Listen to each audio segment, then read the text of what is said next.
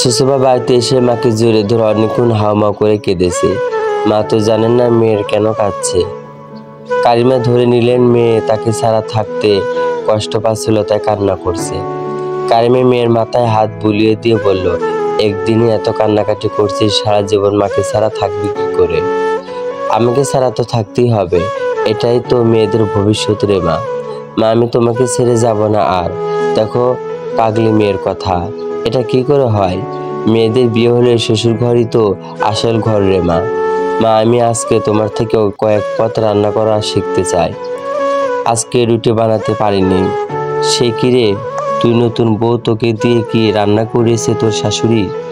মায়ের কথা শুনে সুষমা কান্না থামিয়ে আমতা আমতা করে বলল, আহা না মা, উনি খুব ভালো মানুষ, আসলে আমি সাহায্য করতে চাইছিলাম। তাছাড়া তোমার জামাই তো ঢাকায় চাকরি করে, সে তো সেখানেই আমাকে নিয়ে যাবে। ওখানে কি আর শাশুড়ি মা থাকবেন রান্না করার জন্য? রাশেদকে তো আমারই রান্না করে দিতে হবে, তাই না? সেই জন্য শিখতে চাইছি। তোমার জামাই কি অফিস করে এসে রান্না করে খাবে নাকি? তুমি কি মা, আমাকে তো একটু রান্না শিখাতে পারতে নাকি? আচ্ছা বুঝলাম, রাশেদ কবে ঢাকা যাবে? জানি না মা, শুনে বলবো। সুষমা একটু স্তব্ধ করছে, মোবাইল ফোনে কথা বলবে কি না। কারিমা মেয়েকে উসখুস করতে দেখে নিজেই বলল, কিছু বলবি মা? হ্যাঁ মা, আসলে রাশেদ একটা ফোন চাইছে। বাবার কাছে কি টাকা আছে? উনি বলেছেন মাস শেষে টাকা পেলে বাবাকে আবার ফেরত দিয়ে দেবে। এখন নাকি ধার হিসাবে নেবেন টাকাটা। উনি নাকি খুবই প্রয়োজন একটা অ্যান্ড্রয়েড ফোন। কারিমা বেগম কিছু একটা ভেবে বললেন, তুই এত চিন্তা করিস না, তোকে তো বিয়েতে তেমন কিছু দেওয়া হয়নি, রাশেদ নিজে থেকে কিছু চাইনি। তোর বাবাকে আমি এই বিষয়ে বলবো। সুষমা একটু নিশ্চিন্ত হলো, সে ধরে নিলে এবার সবকিছু ঠিক হয়ে যাবে। দুপুরে মায়ের হাতে রান্না চেটে পুটে খেলো সুষমা। প্রায় 2 দিন থেকে অনাহারে যেন ক্ষুধার্ত বাঘিনীর মতো হয়ে গেছিল সুষমা। মেয়ের খাওয়া দিকে তাকিয়ে রইলেন রহিমিয়া আর কারিমা বেগম। তাকে ওভাবে খেতে দেখে রহিমিয়া বললেন, মা আস্তে খাও, গলায় খাবার আটকে যাবে তো। খুব খিদে পেয়েছে বাবা। মা এত ভালো রান্না করছে, উফ। খাবার মুখে নিয়েই বলল সুষমা, এত খিদে পেয়েছে যেন তুমি 3 দিন না খেয়ে আসো। এভাবে খেতে হয় না সুষমা। কারিমা বেগম কিছুটা করুণ ভাবে বললেন, আহা মা, তোমার রান্না আমি গতকাল থেকে আজ দুপুর অবধি পাইনি। এভাবে আর কতদিনই বা খেতে পারবো বলো তো? কারিমা বেগমের চোখ ভিজে উঠল। তিনি নিজেকে সামলে রাশেদকে গরুর গোশত দিতে দিতে বললেন, আরে বাবা, তুমি তো কিছুই খাচ্ছ না, আর একটু নাও। না মা, ঠিক আছে, নম্রভাবে বলল রাশেদ। ওই দেখো, এই যে বাচ্চারা রিয়া আর মিথুন, তোমরাও তো খাচ্ছ না, খাও খাও। রিয়া আর মিথুন চুপ করে খেতে খেতে ভাবলো, তার মা নতুন ভাবির সঙ্গে কেমন ব্যবহার করলো সকালে, আর এদিকে নতুন ভাবির মা কত আদর যত্ন করেছে, তার মা এমন কেন? নতুন ভাবির সঙ্গে একটু ভালো আচরণ তো করতে পারতো মেয়ে জামাই। মেয়েকে সুখী দেখে খুশি হলো ওনারা। 2 দিন আপ্যায়নের কোনো ত্রুটি রাখেননি। সুষমাও হাসি খুশি ছিল খুব, কারণ এই 2 দিন রাশেদকে এতটা ভালো লেগেছে যা বলার মতো না। এই মানুষটাই কি বাসরাতে সে রাশেদ, সে মিলাতে গিয়ে হিমশিম খাচ্ছিল।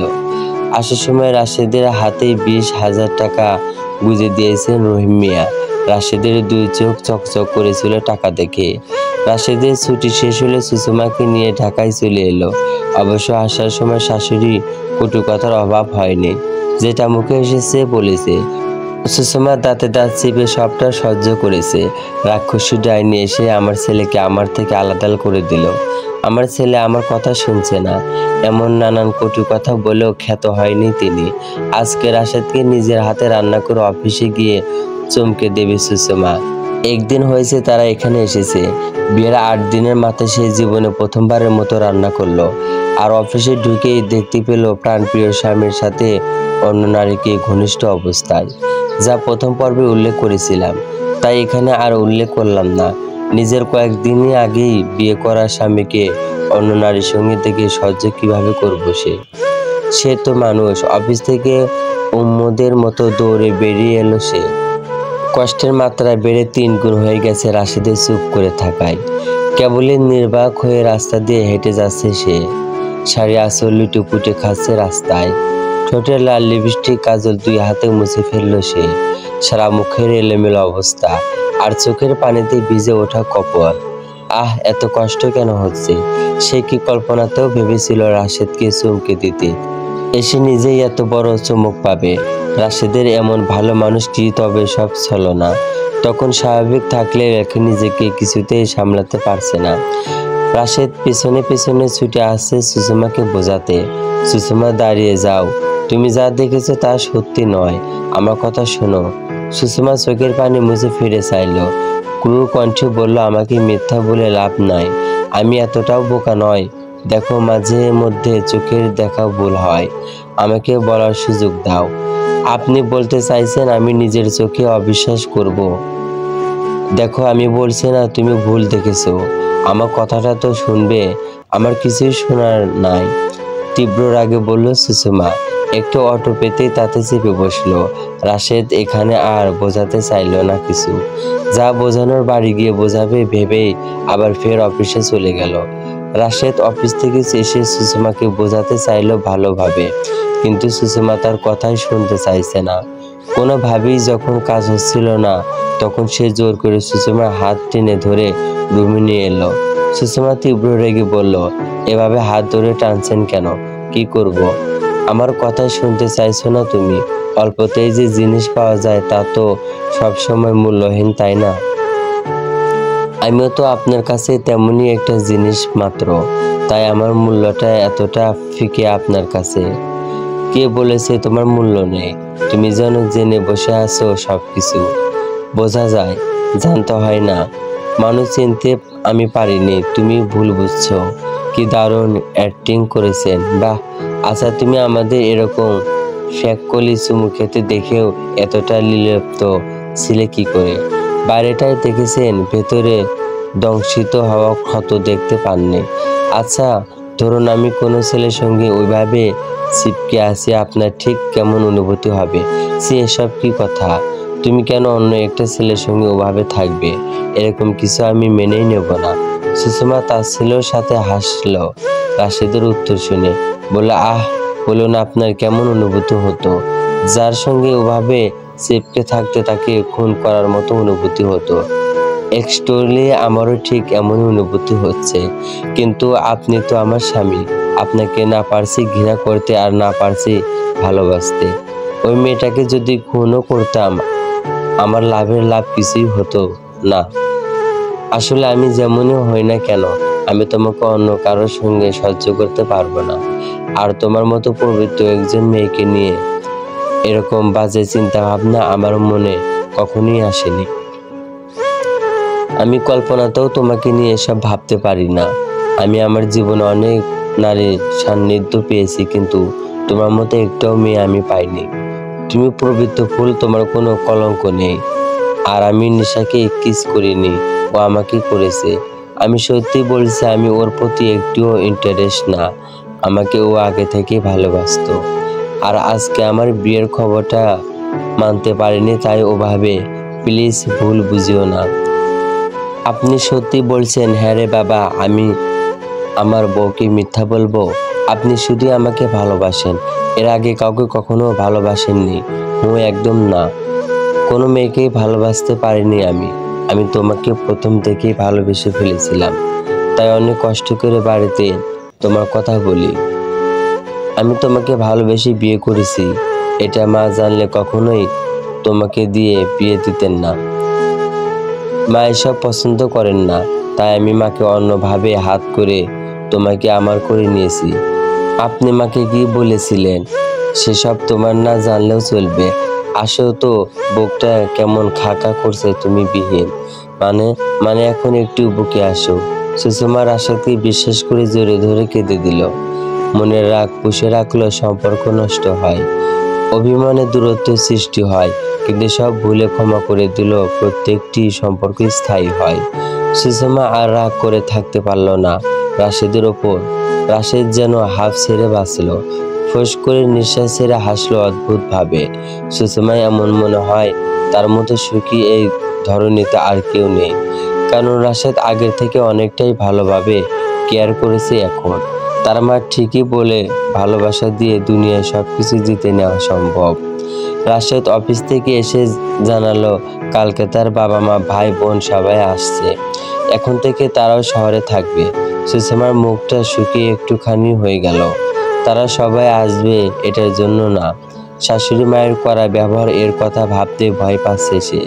তার তো তবে সুখ কপালে নেই। সাল 2023 মানে বর্তমান। তোমার প্রান্ত স্বামী ফোন করিয়েছিল তোমার বাবার দেওয়া টাকায়। এরপর কি হয়েছিল? নিশা মেয়েটাকে কি তোমাদের জীবনে কাটা হয়েছিল? উফ, সবটা জানার জন্য এত কিউরিসিটি জাগছে আমার। এত ছোট জীবনে এত কিছু কিভাবে সহ্য করছো আমি ভাবলেই গা কাটা দিয়ে উঠেছে। সেসব পরে বলবো লাঞ্চ টাইম শেষে। শুধু একটা কথা বলি, শুনবে?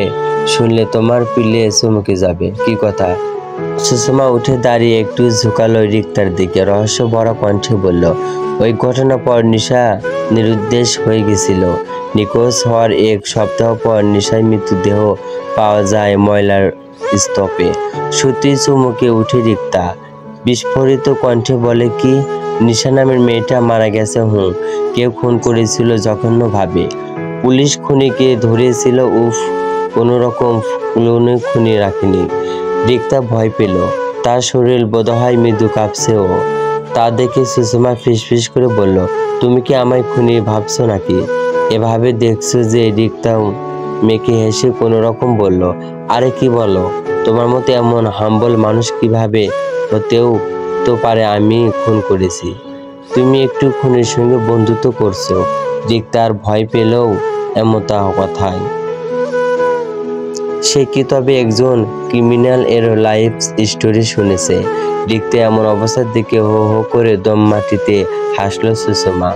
হাসি থামিয়ে বলল, জোকস পার্ট মিসেস রিক্তা, আমি তোমায় একটু ভয় পাইয়ে দিচ্ছি। সমস্ত নিঃশ্বাস ফেলে রিক্তা।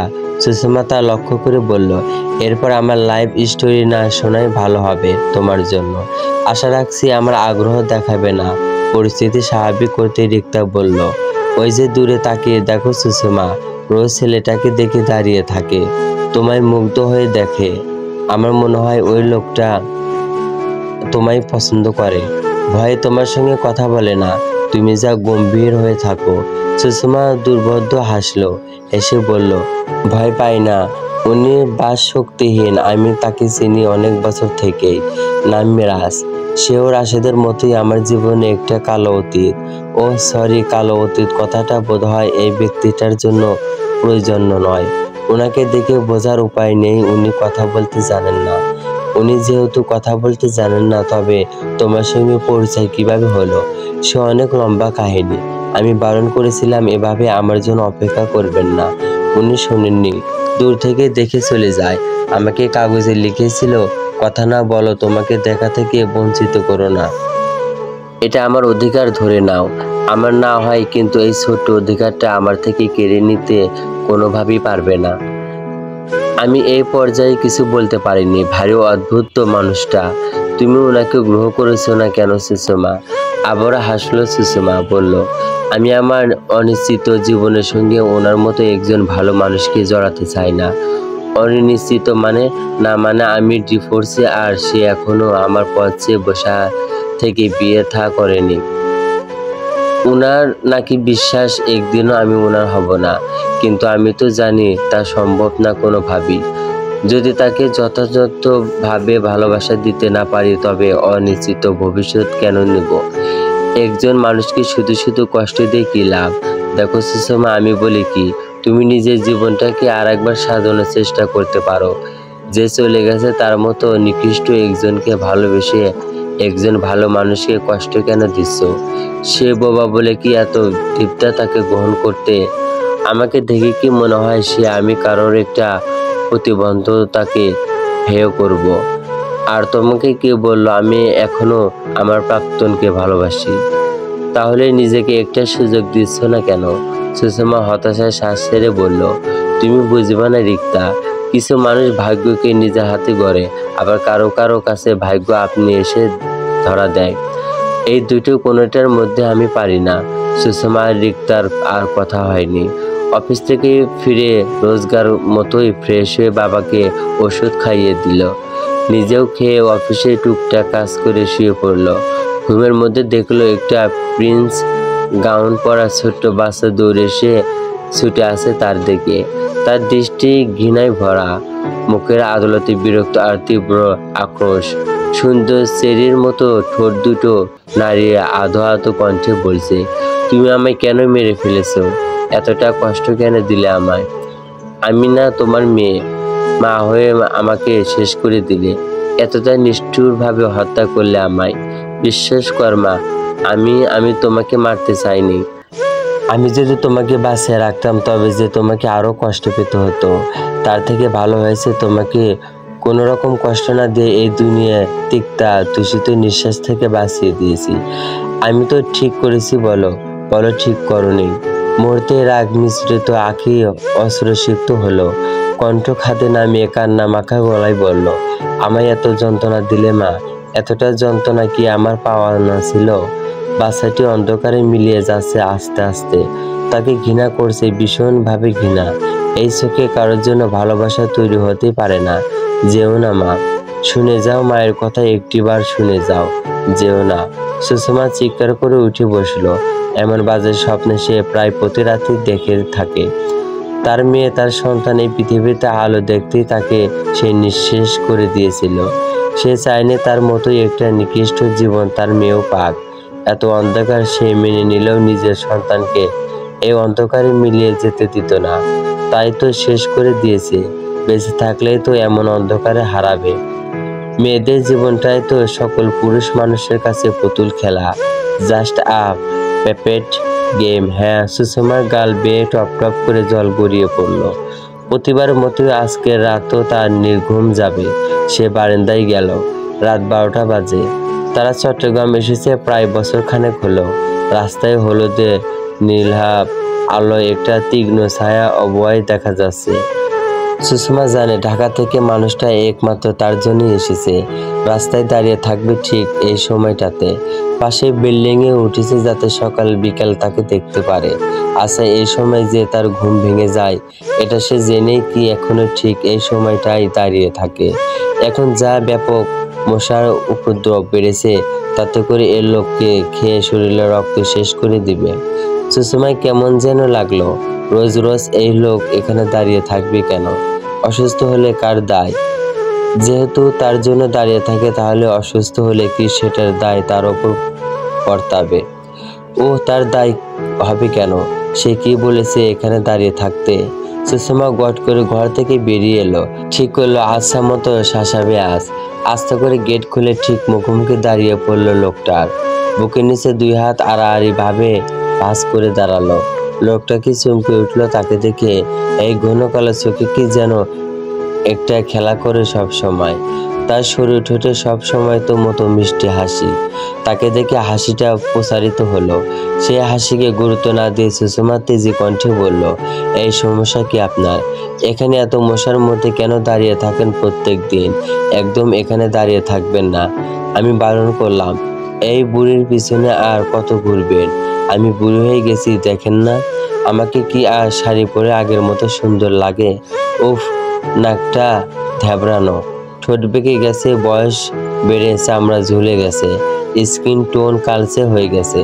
এই দেখুন, এই যে দাঁতও একটা পড়ে গেছে। কি দেখে পড়ে আছেন আমার পিছনে? বিয়ে করতে পারেন না? সুষমা এত কিছু পরেও হাঁ করে তাকিয়ে থাকতে দেখে মেরাজকে তার রাগ বাড়ে। নিয়ন্ত্রণ হারিয়ে ধাক্কা দেয় মৃদু। মেরাজ 2 কদম পিছিয়ে যায়। সোজা হয়ে নোটপাট আর পেন বের করে সময় নিয়ে লিখলো কিছু একটা। লেখা শেষে এগিয়ে দিল সুষমার দিকে। তখনও তার ঠোঁটে বিদ্যমান সুন্দর হাসি সুষমার নজর আসছিল। সুষমা রাস্তায় লাইটের অল্প আলোয় লেখাটা পড়ল, তুমি ভালোবাসো আর নাই বাসো, আমি তো তোমায় ভালোবাসি। পাগলের মতো ঘুরবো। পিছু নিয়েছি কি ছাড়ার জন্য? 9 বছর অপেক্ষা করতে পেরেছি, আজীবন পারবো। তবে আমাকে নিয়ে যে আজকে তোমার চোখে উৎকণ্ঠা দেখেছি, এরপর আর তোমার পিছু ছাড়া প্রশ্নই আসে না। তুমি নিজেও জানো না, না চাইতেও আমাতে মন দিয়ে বসে আছো তুমি। আমি আজকে ভীষণ খুশি জানো সুষমা, প্রথমবারের মতো তুমি আমায় শুয়েছো। অতীত বাড়ির সকল কাজ সেরে ঘেমে জুবুথুবু হয়ে সুষমা একটা জিরিয়ে নেওয়ার জন্য ক্লান্ত শরীরখানা বিছানায় এলিয়ে দিয়েছিল। তখনই শাশুড়ি মায়ের ডাক পড়লো। সে তো সব কাজ শেষেই রুমে এসে শুয়েছে, তবে আবার ডাকছে কি? হ্যাঁ, এখন সে প্রায় সব কাজই শিখে গেছে। আগে না পারলেও এখন প্রায় সব রান্নায় পটু হয়ে গেছে। তার রান্নাও রাশেদ খুবই পছন্দ করে। রাশেদ যখন থেকে তাকে কলেজ ভর্তি করিয়েছে তখন থেকে শাশুড়ি মায়ের তার উপর আরও রাগ বেড়েছে। 1 বছরের জীবনটা বিষাক্ত হয়ে গেছে তার। এখন তাকে ডাকার পর যদি না যায় তবে আর একটা ঝামেলা হবে, সেটা সে চাইলেও না। ঢাকায় এসে রিয়া আর মিথুনকে স্কুলে ভর্তি করানো হয়েছে। রিয়া ক্লাস 9-এ আর মিথুন ক্লাস 6-এ পড়েছে। সুষমার বিরতিহীন কাজ করার ফলে শরীর প্রচণ্ডভাবে দুর্বল লাগছে। সে নিজের দুর্বল শরীরটাকে টেনে তুলে শাশুড়ি মায়ের সামনে দাঁড়ালো, আস্তে করে শুধালো, হ্যাঁ মা, বলুন মা। কাজ ফেলে শুয়ে আসো যে? কাজ না করে সারাদিন শুয়ে বসে তো এই বাড়িতে খাওয়া চলবে না বউ। এই রূপ কতদিন থাকবে শুনি? রূপ আর কয়দিনের?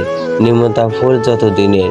নিম পাতা যেমন সকালবেলা ফোটে আবার রোদ উঠলে ঝড় করে ঝরে পড়ে, তেমনি রূপ ক্ষণস্থায়ী, বুঝছো?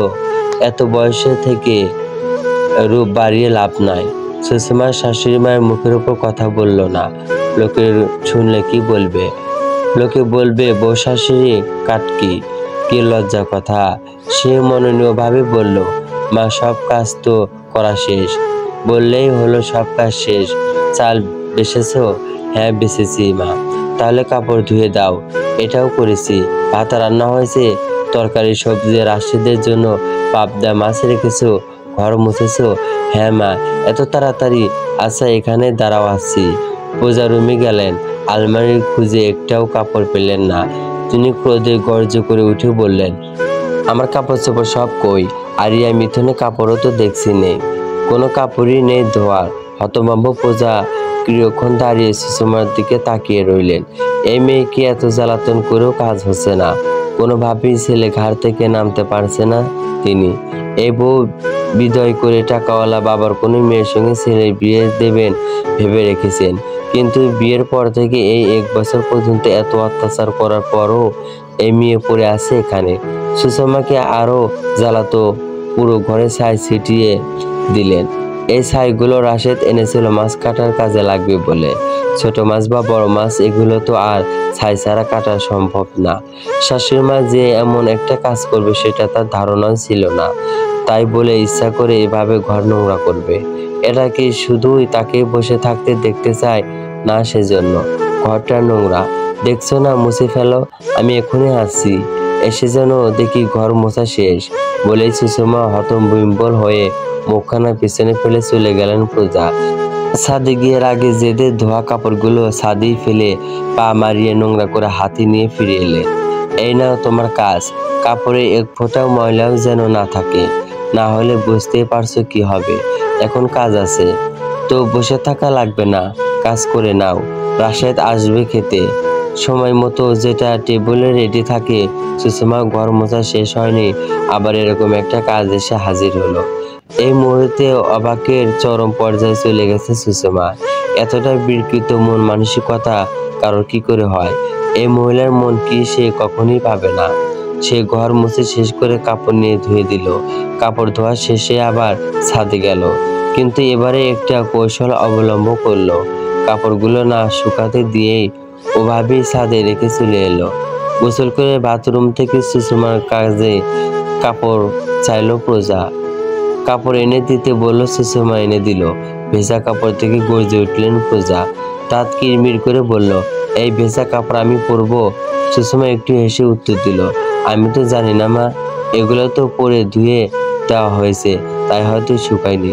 কারণ আপনার কাপড় ধুয়ে শুকাতে দেওয়ার পর রোদ ছিল না। আপনি যদি দ্বিতীয়বার না ধুতে দিতেন তাহলে তো কাপড় শুকাতেই। কথা শেষ করে সুষমা রান্নাঘরে চলে গেল। পূজা অনেকক্ষণ থম মেরে দাঁড়িয়ে ভেজা কাপড়ই পরে নিল, কারণ অবশিষ্ট আর একটুও কাপড়ও ছিল না। ভেজা কাপড় পরে থাকার পর তার ঠান্ডা লাগছিল। তবুও জেদ করে রুমের দরজা আটকে বসে রইল। রাশেদ আগে চাকরি ছেড়ে দিয়েছে 2 মাস হলো, কারণ আগের থেকে এখন চাকরিটা ভালো ছিল। ভালো মাইনে মাস গেলে হাতে পাবে। রাশেদ সঠিক সময় এসে দুপুরে খাবার খেয়ে চলে গেল। সুষমা গোসল করে এসে খেতে গেল। বাড়ির কেউই তার সঙ্গে খাবার খায় না। সবার শেষে খাবারটা সেই খায়। খিদেতে পেটে মুচড় দিচ্ছে বারবার। সে পাতিলের তলানিতে উচ্ছিষ্ট ভাত পেল। চোখের জল ফেলে ওইটুকু ভাতই খেয়ে নিল। ভাত তো সে কম রান্না করেনি, তবুও কম পড়লো কেন? খিদেতে অল্প ভাতই যেন তার কাছে অমৃত লাগছিল। সে ভাবলো আজ হয়তো কেউ বেশি খেয়ে ফেলেছে। সেই দীর্ঘশ্বাস ফেলে এঁটে বাসন কষে মেজে ক্লান্ত হয়ে পানি পান করলো। রাশেদ সন্ধ্যায় ফিরল মুখ থমথমে করে। রুমিটিকে গলা ফাটিয়ে ডাকলো সুষমাকে বার কয়েক। প্রতিদিনের মতোই রাশেদ আসার সঙ্গে সঙ্গে ঠান্ডা পানি নিয়ে রুমে প্রবেশ করলো সুষমা। স্বামী নামক মানুষটার মন পেতে কত কিছু না করছে সে। তার বিশ্বাস রাশেদ একদিনও তাকে ঠিক বুঝবে। কিন্তু চাকরি পাওয়ার পর রাশেদের মতিগতি আরও পাল্টে গেছে। অফিস থেকে এসে দুটো ভালো মন্দ কথাও জিজ্ঞেস করে না।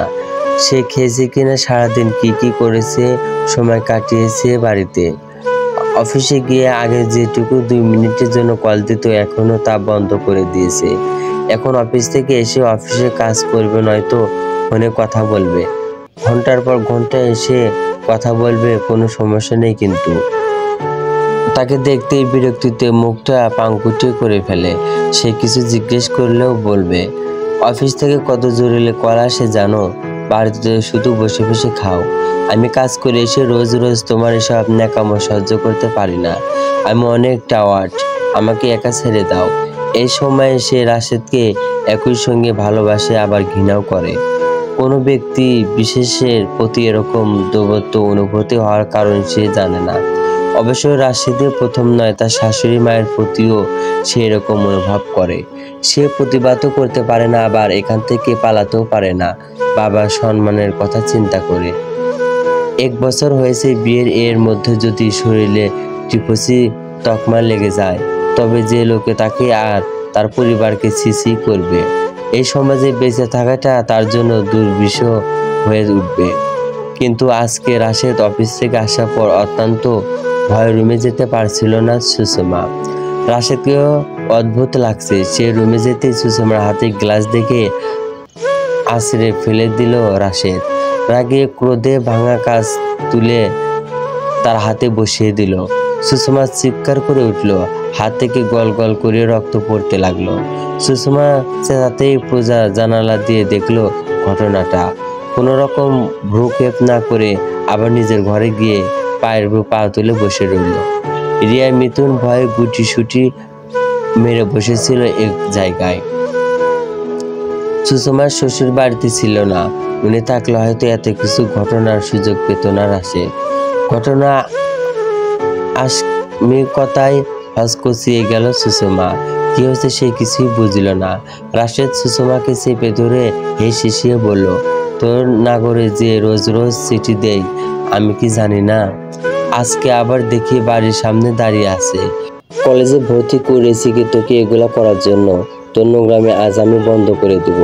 কিছু বুঝে ওঠার আগে রাশেদ নিষ্ঠুরের মতো বিছানায় ধাক্কা দিয়ে ফেলে দিল সুষমাকে। হাঁটু ভেঙে গলা চেপে ধরেছে। পাটা সুষমার দম বন্ধ হয়ে প্রাণ পাখি বেরিয়ে যাওয়ার উপক্রম। গঙ্গানির শব্দ ছাড়া মুখ দিয়ে শব্দ বের হচ্ছে না। সেই মুহূর্তে শরীরের সর্বোচ্চ শক্তি দিয়ে ঠেলেও সরাতে সক্ষম হয়নি সুষমা। মুখ দিয়ে ফেনা বেরিয়ে আসে তার। রিয়া আর মিথুন এসব থেকে ছুটে বাবাকে ডাকতে চলে যায়।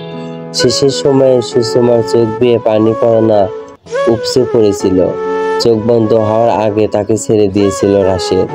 সাল উল্লেখ করার পর কেউ কেউ ভাবছেন হয়তো এটা বাস্তব ঘটনা, কিন্তু না, এটা সম্পূর্ণ কাল্পনিক। তাই এখন থেকে সাল উল্লেখ করব না, আপনারা বুঝে নেবেন। যেহেতু গত পর্বে 2013 সাল উল্লেখ করেছিলাম, সেহেতু এরপরও ঘটনাগুলো উল্লেখ করা হবে, চলবে। গল্পটি ভালো লাগে চ্যানেলটি সাবস্ক্রাইব করবেন ও গল্পটি শেয়ার করবেন। নেক্সট পার্টের জন্য কমেন্টে জানিয়ে দিবেন। ধন্যবাদ। আল্লাহ হাফেজ।